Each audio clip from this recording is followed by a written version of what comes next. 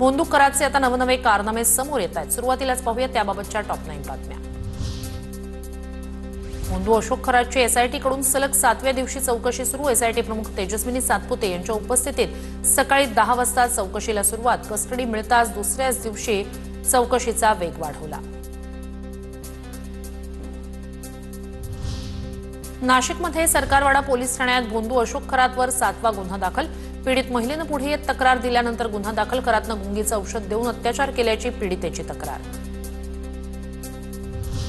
भोंदू अशोक खरातच्या ईशान्येश्वर मंदिरासाठी 1.5 कोटीचा निधी मंजूर।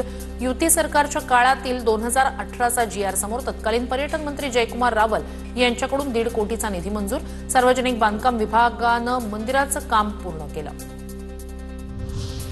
भोंदू खरातचं इगतपुरी तालुक्यात कनेक्शन असल्याचा संशय। नांदगाव बुद्रुकमधील स्थानिक भोंदू बाबाच्या घरी खरात नेहमी जायचा। खरातच्या अटकेनंतर लोकल भोंदू बाबा फरार झाल्याच्या चर्चा। स्वतःला कॅप्टन म्हणवणारा खरात 10वी नापास। अंकशास्त्र तज्ज्ञ असल्याचा दावा करणारा खरात गणितातच नापास। खरात 2 विषयात नापास असल्याची माहिती समोर। खरातला 10वीच्या परीक्षेत केवळ 35.86% गुण।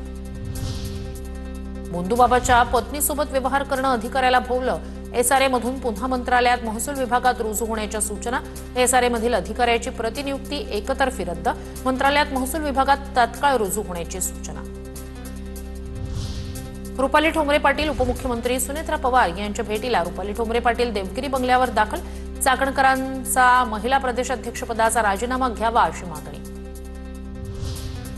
भाजप सगळ्या पापाचा साक्षीदार। खरात प्रकरणावरून संजय राऊतांची टीका। भोंदू खरात भाजपचा अधिकृत प्रचारक होता। ठाकरेंचे शिवसेनेचे खासदार संजय राऊत यांचा आरोप। भोंदू खरातचा पोलीस कोठडीतील मुक्काम वाढला। खरातला 29 मार्चपर्यंत पोलीस कोठडी। लैंगिक अत्याचार प्रकरणात खरातवर कालपर्यंत 6 गुन्ह्यांची नोंद।